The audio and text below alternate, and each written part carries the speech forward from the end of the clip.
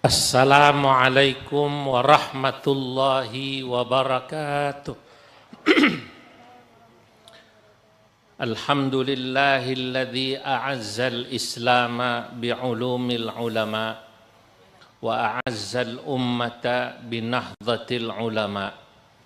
Wassalatu wassalam ala sayyidil anbiya wa imamil atqiya wa mir'atil awliya wa yanbu'i ulumil ulama wa mu'tamadi futuhil awliya wa ala alihi wa ashabihil asfiya wattabi'ina lahum bi ihsan taraku lana ma'arifahum wa turrathahum al-gharra wa tharra amma ba'du.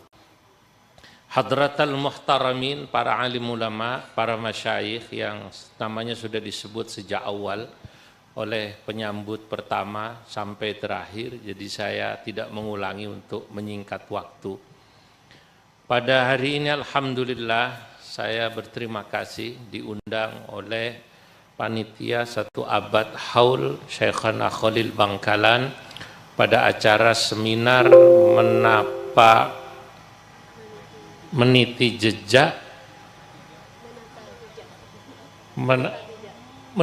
jejak menata pijak.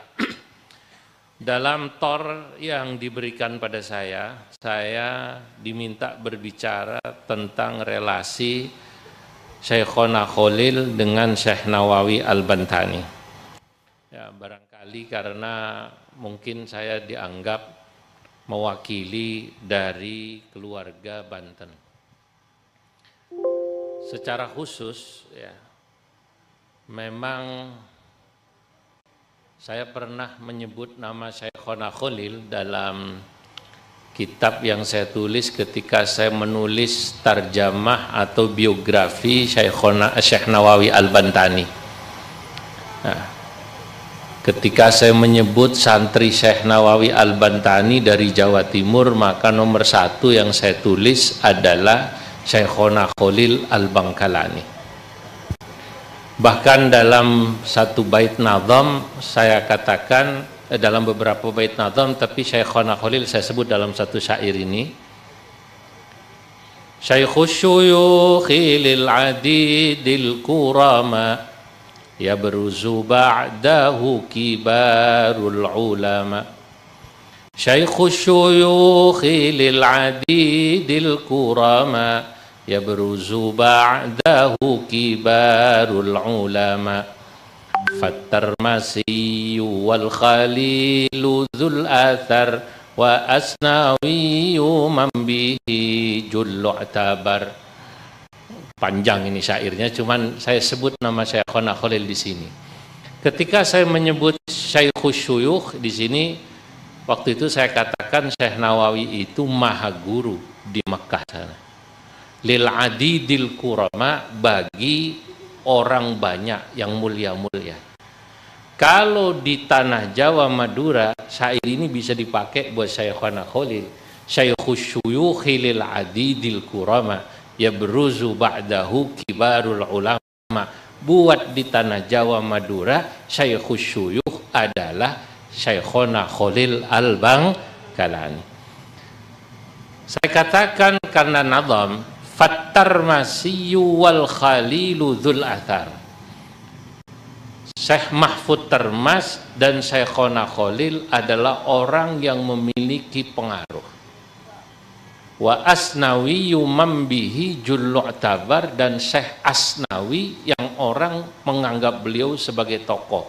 Nanti lanjutan dari bait itu, min qudusin summal caringinal batal Abdul Qadiri man lahu durrun watal. Syekh Asnawi murid daripada Syekh Nawawi itu ada dua yang masyhur. Pertama, min Kudusin, dari Kudus, buyutnya hadir di sini, putranya Kiai Minan, cucunya Kiai Zuhri, cucunya Kiai Asnawi Kudus, ini hari ini hadir ini. Ya, mana orangnya? Berdiri Gus. Cucunya Kiai itu. Ini cucunya, buyutnya Kiai Asnawi Kudus. Asnawi Kudus ini muridnya Syekh Nawawi yang menikahi istrinya Syekh Nawawi, Nyai Hamdanah namanya. Nah, salah satu nanti cucunya itu pernah jadi wakil rektor di UINSA, namanya Profesor Dr. Zumratul Mukafaah, ya.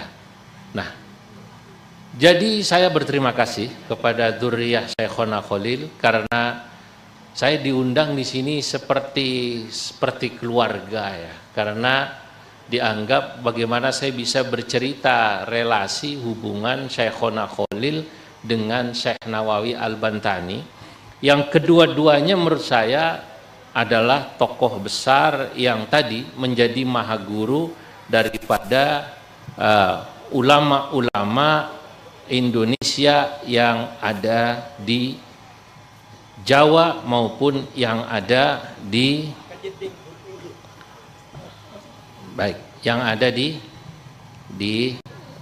Pulau Madura ini. Nah, saudara-saudara hadirin yang dimuliakan Allah, kalau kita membaca dan membahas biografi dan perjalanan hidup tokoh besar, maka tokoh besar itu menarik kalau kita bahas. Pertama, kalau yang bersangkutan itu kontroversial. Tokoh kontroversial itu menarik dipahami. Imam Abu Hanifah itu tokoh kontroversial. Ali bin Abi Thalib itu tokoh kontroversial, maka sejarahnya banyak yang mengkaji. Imam Ibnu Hajar Al-Haytami dalam kitabnya Al-Khairatul Hisan, ini ulama madhab Syafi'i tapi menulis biografi fi tarjamati Muhammad ibn Nu'man Imam Abu Hanifah. Lah, kata Ibnu Hajar Al-Haytami dalam kitabnya Al-Khairatul Hisan, yustadallu an nabahatir rajuli minal madin bitabayunin nasi fihi ala tara anna aliyan karramallahu wajha halaka fihi fi'atani muhibbun afrata ay fil hubbi wa mubghidun farata. Kita bisa tahu tentang besarnya seorang tokoh ketika pada tokoh tersebut orang menjadi kontroversi. Ada yang pro dan ada yang kontra. Nah, makanya kalau kita mau dibaca terus sejarahnya, jadi orang yang kontroversial. Gus Dur itu ngikutin ini nih. Nah, jadi afrata fihi muhib, ya, wa farata fihi mubghid, itu. Dan saya pikir Syekhona Khalil bukan masuk tokoh ini. Kedua, seorang tokoh itu menarik kita kaji tarikhnya, biografinya, kalau tokoh tersebut memiliki pengaruh yang luar biasa dan wibawa yang luar biasa. Nah, itu menurut saya Syekhona Khalil masuk di sini, Prof. Ini kalau dalam Imam 4 itu masuk pada Imam Malik. Imam Malik itu tokoh yang wibawa dan pengaruhnya luar biasa. Sampai-sampai pengikut madhab Maliki itu menganggap hadis yang diriwayatkan oleh Imam Tirmidzi itu ditujukan oleh Nabi buat Imam Malik. Saking besar pengaruhnya Imam Malik. Abu Hurairah radhiyallahu anhu meriwayatkan, katanya Rasulullah sallallahu alaihi wasallam bersabda, Rasulullah sallallahu alaihi wasallam, yushiku ayyadriban nasu akbadal ibili yatlubuna al-ilma falam yajid aliman a'lama min alimil Madinah. Nanti satu saat, kata Nabi, kalian akan melihat orang melakukan perjalanan luar biasa mencari orang alim, menuju orang alim mencari ilmu, dan mereka tidak menemukan orang alim yang lebih alim daripada orang alim dari Madinah. Sufyan ibn Uyainah ketika ditanya, man huwa alimul Madinah al-maqsud fi hadzal hadis, faqala Malik bin Anas. Imam Malik bin Anas, para sejarawan mengatakan tidak ada ulama yang begitu mendapat perhatian orang-orang berilmu sehingga orang ngaji semua ke situ. Mim masyriqiha wa mim maghribiha. Dari barat timur semua datang. Bahkan sekelas Harun Ar-Rasyid itu pengen ngaji dari Imam Malik. Saudara-saudara, pada masa itu orang itu paling bangga kalau dia pernah ngaji sama Imam Malik, lalu dia bisa cerita kemana-mana. Ketika Imam Malik membaca satu hadis, misalnya hadis ar-rahimun yarhamuhumur rahmanu tabaraka wa ta'ala, hadis al-musalsal bil awwaliyah ini. Misalnya kok Imam Malik baca hadis ini, lalu orang itu hadir di situ, lalu orang itu bisa bangga berkata, haddatsani Malik. Lah, Harun ar-Rasyid itu ingin ngaji sama Imam Malik, lalu ingin mendengar satu kalimat nanti hadis dibacakan Imam Malik, lalu dia bisa mengatakan haddatsani Malik.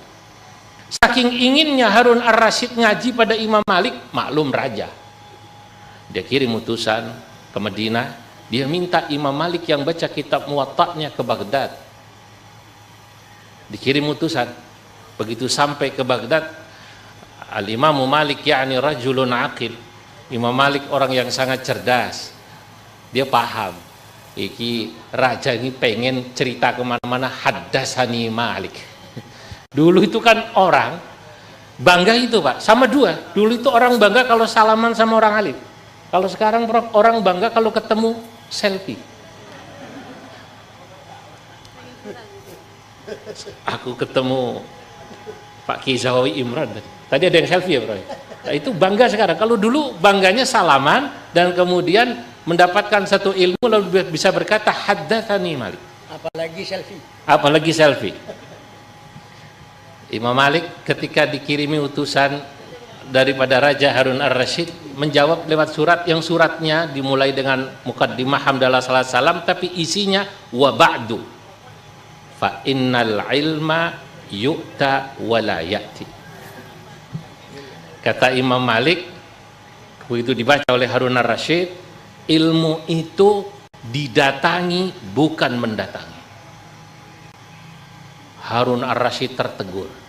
Dalam versi lain ada tambahannya, wa innal ilma kharaja minkum. Ilmu ini keluar dari keluarga Anda. Harun ar-Rasyid dinasti Abbasiyah, cucunya Ibnu Abbas, orang alim. Fa in rafa'tumuhu irtafa wa in wada'tumuhu tada.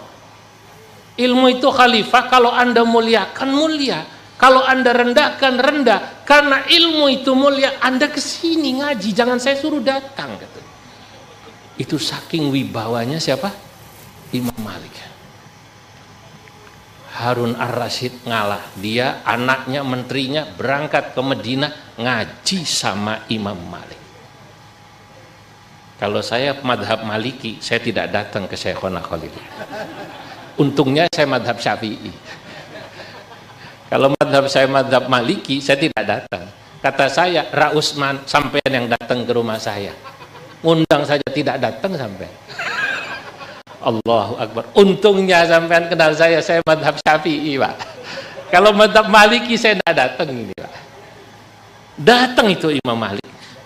Maaf, datang siapa tadi? Harun ar-Rasyid. Sudah datang, Harun ar-Rasyid bisik-bisik berbicara berdua dengan Imam Malik. Imam Malik, saya ingin panjenengan baca kitab Muwatta berdua dengan saya, supaya saya bisa cerita haddatsani Malik, bukan haddatsana Malik. Kalau haddatsana kan berarti di forum banyak orang. Kalau berdua haddatsani Malik. Imam Malik orang wibawa Pak. Kata Imam Malik, ya Khalifah, saya tidak pernah mengkhususkan ilmu pada satu orang, tidak untuk orang umum. Kalau Anda mau ngaji, nanti Anda datang di majelis saya ba'dal asar atau ba'dal maghrib. Saya mau tanya, kira-kira Kiai Madura ada yang berani jawab begini sama Prabowo? Yakin Pak, potongan Ranasih ini ketua fraksi ya agak mikir kayak. Allahu Akbar. Itu Imam Malik wibawa Pak. Harun ar-Rasyid nyerah, sudah sampai Medina pengen ngaji berdua masih tidak dikasih. Baiklah kalau gitu, ngaji datang di majelis umum. Sudah ngaji di majelis umum kumpul, berharap Imam Malik membaca kitab Muwatta. Waktu itu Imam Malik usianya 70 lebih, Harun ar-Rasyid ma baina arba'in. Pada saat itu Harun ar-Rasyid sebagai khalifah menunggu Imam Malik baca kitab Muwatta. Faidan, ternyata Imam Malik memanggil muridnya, ya Abdullah, anta iqra'il Muwatta, kau yang baca. Tapi sebelum ini saya cerita dulu. Sebelum ini ada cerita. Imam Malik itu, nanti Anda bisa baca kitab Al-Madarik dan Al-Intiqa. Al-Madarik ditulis oleh Qadhi Iyad, ya. Al-Intiqa oleh Ibnu Abdul Bar. Jadi Imam Malik melihat raja itu disiapkan kursi khusus, nyender seperti inilah, siap, ada lemek yang dalam. Melihat raja ngajinya setengah hati, Pak. Harun ar-Rasyid bilang, ya Khalifah, ilmu itu Anda serius saja dia tidak memberikan semuanya pada Anda, apalagi Anda nyender semacam itu. Itu Harun ar-Rasyid yang semula nyender langsung tegak, langsung Allahu Akbar. Ini buat khalifah. Kalau panjenengan kan bukan khalifah, nyender aja. Nyender aja. Nah, baru terakhir tadi ini cerita bagaimana wibawanya, pengaruhnya Imam Malik. Pada saat Harun ar-Rasyid menunggu dia nanti bisa pulang cerita haddatsana Malik gitu. Karena yang bicara, yang membaca hadis langsung siapa? Imam Malik. Ternyata tidak. Imam Malik memanggil muridnya, sebut namanya Abdullah atau siapa. Ya Abdullah, iqra anta. Kau baca kitab. Kata Harun ar-Rasyid, wah Imam Malik, saya di sini jauh-jauh dari Baghdad ingin ngaji dengan jenengan, kenapa yang baca muridnya? Imam Malik dengan santai jawab, saya sudah tua dan sudah lama tidak baca kitab Muwatta. Saya gunakan thariqatul qiraah. Jadi dalam tradisi ahli hadis ada thariqatus sama' dan ada thariqatul qiraah. Kalau guru yang baca disebut thariqatus sama'. Ini yang baca muridnya. Nah, saya melihat hari ini kita sedang membahas satu tokoh yang pengaruh dan wibawanya ya seperti Imam Malik. Namanya Syekhona Khalil Al-Bangkalani, yang mungkin kalau hadis itu tadi kan saya baca beberapa tulisan murid beliau begitu banyak. Ya, kalau hadis Nabi tentang Imam Malik tadi itu dikatakan yushiku ayyadriba akbadal ibili ayyadriban nasu akbadal ibili yatlubuna al-ilma fala yajiduna aliman min alimil Madinah fala yajiduna aliman a'lama min alimil Madinah. Maka kalau kemudian dirubah ibarat atau teks ini, maka pada saat itu kita bisa katakan pada satu masa pernah datang satu masa orang datang dari mana-mana ke Madura dan tidak menemukan orang alim yang lebih alim min Syekhana Khalil Al-Bangkalani. Ini tokoh yang menarik. Saya baru tulis tadi sambil di pesawat, ya. Sebenarnya tokoh ketiga kalau kita bicara tentang biografi seseorang yang menarik itu adalah biografi penemu, Al-Mubdi, dan itu adalah Imam Syafi'i. Imam Syafi'i itu biografinya menarik karena beliau menemukan dan menulis pertama ilmu usul fikih. Maka Imam 4 itu punya karakter masing-masing. Terakhir kalau kita bicara tentang Imam Ahmad bin Hambal, beliau itu biografinya menarik karena beliau adalah tokoh yang kuat memegang prinsip. Sampai wafat Imam Ahmad bin Hambal itu tidak pernah kenal dengan dekat dengan raja dan tidak pernah mau menerima pemberian raja. Sampai wafat, makanya hidupnya miskin. Tapi beliau tokoh yang luar biasa. Jadi Imam Ahmad bin Hambal itu tadi saya bercanda dengan Ra Khalili, tidak pernah jadi tim sukses tuh, nggak pernah. Nggak pernah.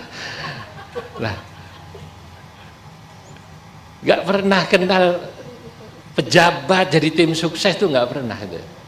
Nggak pernah jadi kiainya raja, jadi kiainya tim sukses tuh nggak pernah Imam Ahmad bin Hambal. Tapi begitu Imam Ahmad bin Hambal wafat, Masya Allah, beliau ya apa namanya, kemudian beliau yang hadir untuk mensalati dan mengiring jenazah Imam Ahmad bin Hambal itu berjumlah ya sekitar 500.000 orang. Ini kita bicara pertama tokoh-tokoh besar. Kedua, sekarang kalau kita bicara tentang relasi, saya masuk ini ya, pada poin di mana saya diamanahi untuk menyampaikan relasi keterkaitan Syekh Nawawi dan Syekhona Khalil. Saya catat yang pertama, ini karena waktu. Syekh Nawawi itu guru utama Syekhona Khalil. Saya katakan guru utama ya, tentu gurunya Syekhona Khalil banyak. Kenapa saya katakan guru utama? Ini seperti juga umumnya imam 4. Imam 4 itu semua punya guru utama. Gurunya banyak, tapi guru utamanya ada. Imam Abu Hanifah guru utamanya adalah Imam Muhammad ibni Sulaiman. Beliau mulazamah dengan Imam Muhammad ibnu Sulaiman 18 tahun. Ya, juga dengan Imam Al-A'mash namanya. Itu guru utama. Imam Abu Hanifah dahulu sebenarnya tidak punya ketertarikan pada fikih, pada ilmu. Dia ketertarikannya pada bisnis, dagang di pasar. Imam Abu Hanifah berkata, kuntu akhtalifu ila suq. Aku itu tiap hari pulang pergi ke pasar. Dulu bahasa klasik itu pulang pergi itu bukan taraddatu tapi akhtalifu. Akhtalifu ila itu maknanya pulang pergi. Tapi akhtalifu an maknanya tentu meninggalkan. Nah, Imam Syafi'i guru utamanya adalah Imam Waqi' dan Imam Malik. Imam Ahmad bin Hambal punya guru utama. Begitu juga Imam Malik guru utamanya Ibnu Hurmuz, Ibnu Syihab Az-Zuhri. Lah Syekhona Khalil Al-Bangkalani guru utamanya saya katakan siapa? Syekh Nawawi Al-Bantani karena ya beliau dalam satu kitab dikatakan ngaji mulazamah cukup lama dengan Syekh Nawawi. Buktinya kata Syekh Yasin Al-Padani dalam Al-Iqdul Farid, dan juga dikatakan nanti kalau kita buka kitab Kifayatul Mustafid lima alamin al-asanid yang ditulis Syekh Mahfud Turmus, sanadnya Syekh Nawawi semua turun kepada Syekhona Khalil. Itu guru utama, buktinya sanad. Nah, dan Syekhona Khalil secara khusus menyebut Syekh Nawawi Al-Bantani sebagai guru dalam sebuah dialog lebih tepatnya pada saat Syekhona Khalil ditanya oleh Habib Salim bin Jindan. Habib Salim bin Jindan pernah bertanya kepada Syekhona Khalil tentang Syekh Nawawi yang beliau menulis kitab Marah Labid atau Tafsir Munir dengan judul Marah Labid. Ini buat orang yang bahasa Arabnya fasahah itu aneh, nama kitab kok Marah Labid. Kalau diterjemahkan itu kan bebas.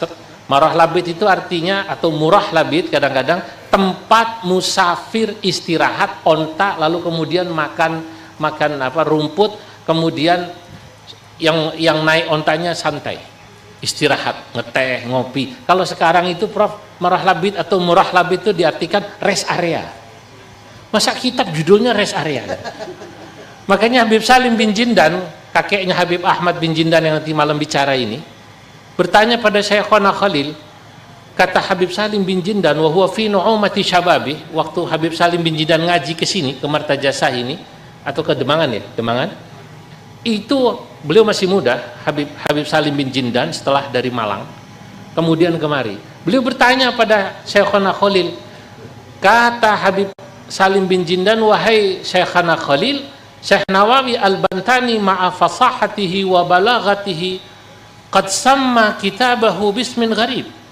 Saya kok aneh, katanya ada orang yang bahasa Arabnya fasih, yang balik, memberi nama kitabnya kok apa tadi? Aneh. Apa? Murah Labid. Apa kata Syekhana Khalil? Syekhuna As-Sufi Az-Zahid Syekh Nawawi Al-Bantani. Nanti Anda bisa cek kitab ini ada di Habib Ahmad. Saya sudah cek halamannya di sana karena saya baca itu ini halaman sekian. Beliau katakan guru saya As-Sufi Az-Zahid adalah seorang sufi dan zahid. Saya memang yang usul kepada Syekh Nawawi agar beliau mengarang kitab tafsir sesudah saya melihat Syekh Nawawi mengarang kitab begitu banyak dalam berbagai macam fan cabang ilmu illa tafsir. kecuali tafsir. Saya yang usul. Maka beliau ngarang kitab itu. Tapi kitab itu dulu awalnya berjudul Al-Qiran fi Tafsiril Quran.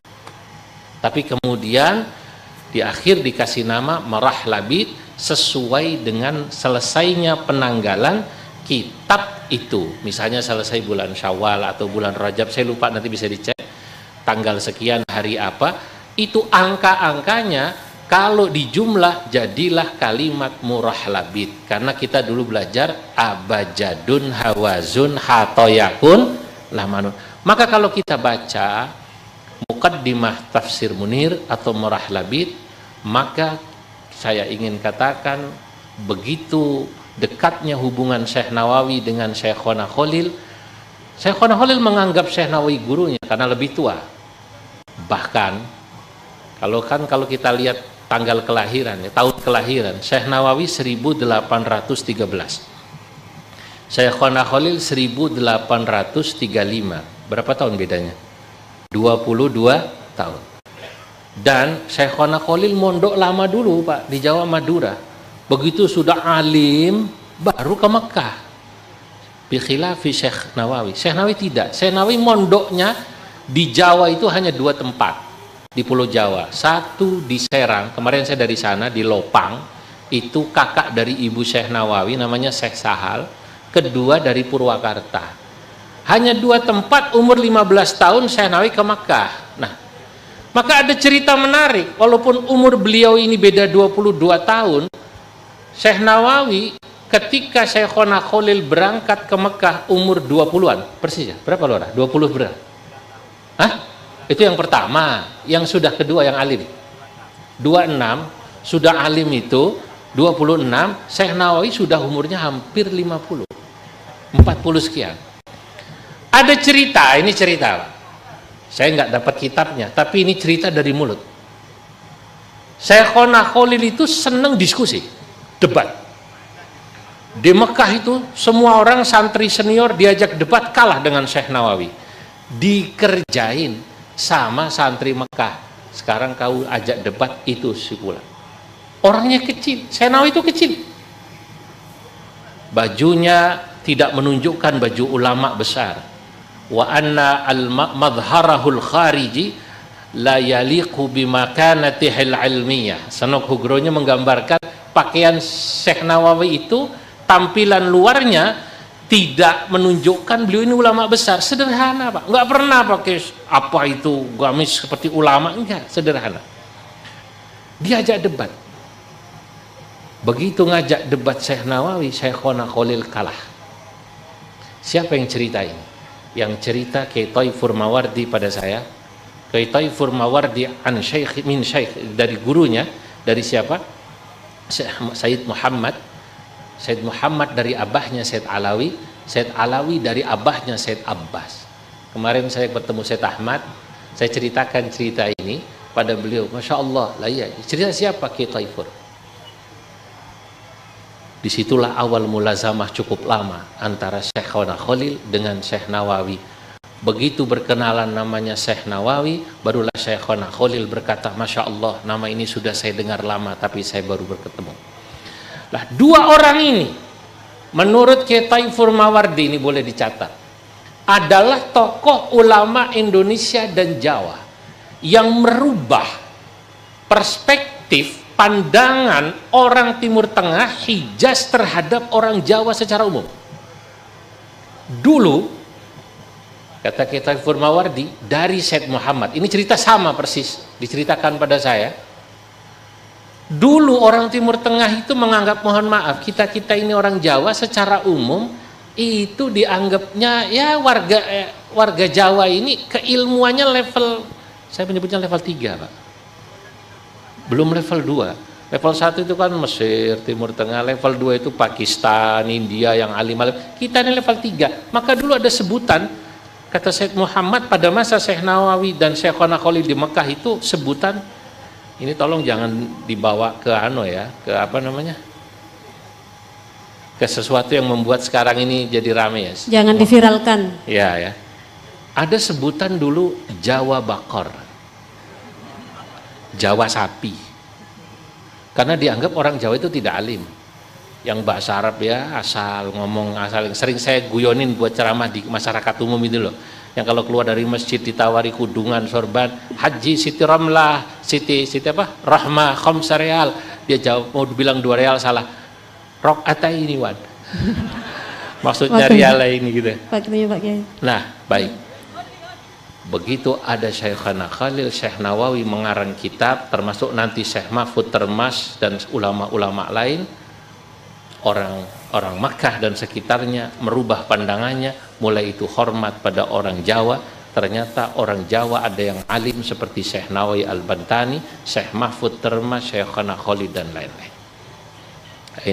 Ini pertemuan yang luar biasa yang ingin saya sampaikan di forum ini. Nah, mulai itu kemudian mereka sangat menghormati. Nah, sekarang saudara-saudara, apa kesamaan Syekh Nawawi dan Syekhana Khalil? Menurut saya ada kesamaan antara beliau. Pertama, beliau itu adalah contoh prototipe santri sejati yang mendedikasikan ilmunya, waktu hidupnya buat ilmu. Faqad karratha hayatahuma lil ilmi bil istifadati wal ifadah. Beliau berdua itu menghabiskan hidupnya untuk ilmu. Ngajinya luar biasa sampai sepuh. Syekh Nawawi ngaji 35 tahun, Pak. 35 tahun jadi santri. Tapi sesudah itu produktif mengajar dan menulis. Bedanya Syekhona Khalil pulang ke sini. Syekh Nawawi tetap di sana. Ila an tuwaffiya, sampai wafat dan dikuburkan di Ma'lan. Ya. Walaupun kita tahu Syekh Nawawi nanti kholnya akhir Syawal, walaupun beliau dikubur di Ma'lah, kholnya Syekh Nawawi itu di Banten paling ramai, Pak. Ratusan ribu yang hadir. Padahal kuburannya di Ma'lah. Nah, mungkin itu disimpulkan, Pak Kiai. Baik.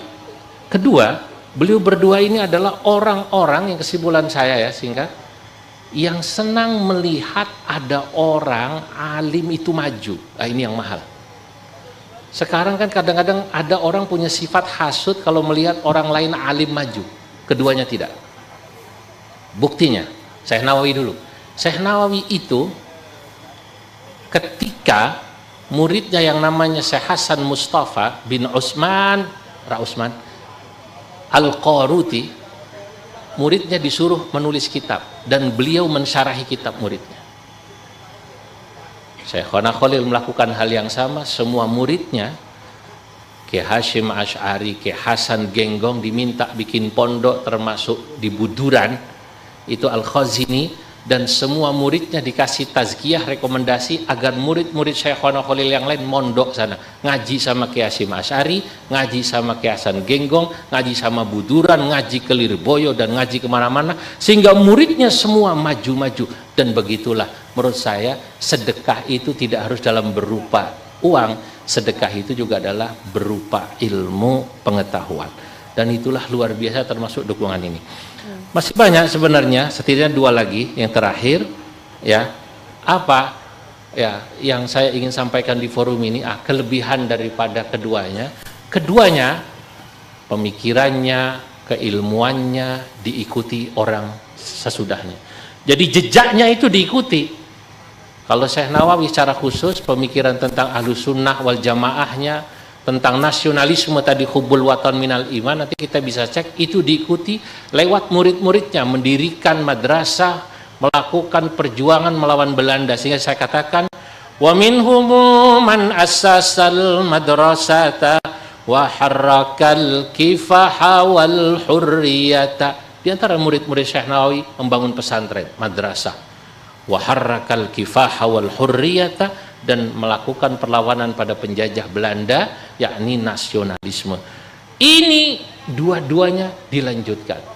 Walaupun saya harus akui jujur, hari ini keluarga Syekhona Khalil Bangkalan lebih daripada cucu-cucunya Syekh Nawawi Al-Bantani.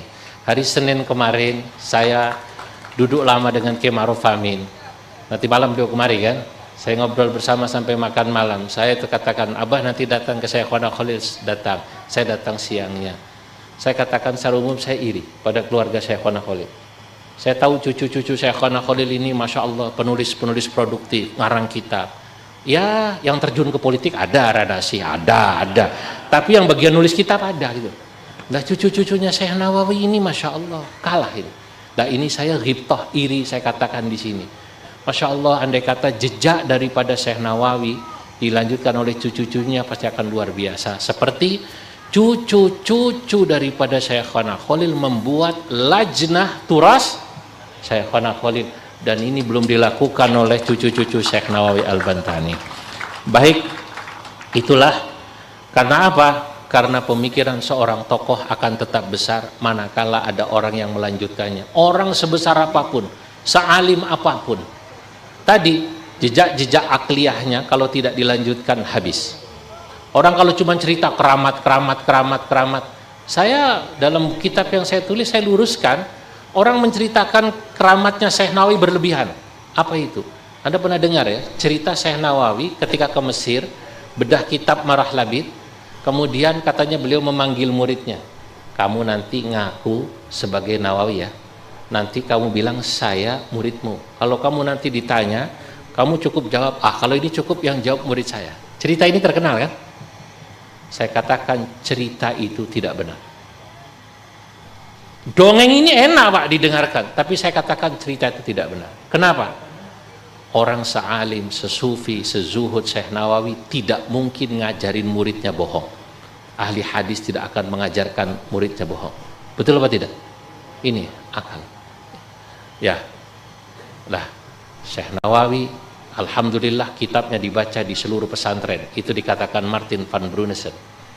Syekhana Khalil sekarang kitabnya di launching terus, dan saya harapkan kitab ini bisa juga dibaca di mana-mana. Sebab ulama besar akan tetap besar madhabnya, pemikirannya manakala diikuti. Imam Laits itu kata Imam Syafi'i lebih alim daripada Imam Malik, tapi sayang muridnya, cucunya tidak ada yang melanjutkan. Imam Syafi'i berkata, Al-Laitsu afqahu min Malik ghaira anna talamidahu lam yaqumu bihi. Imam Laits itu lebih alim dari Imam Malik, kata Imam Syafi'i, bukan saya. Tapi sayangnya Imam Laits muridnya, anak cucunya tidak menulis, tidak melanjutkan perjuangan gurunya. Semoga manfaat. Wassalamualaikum warahmatullahi wabarakatuh.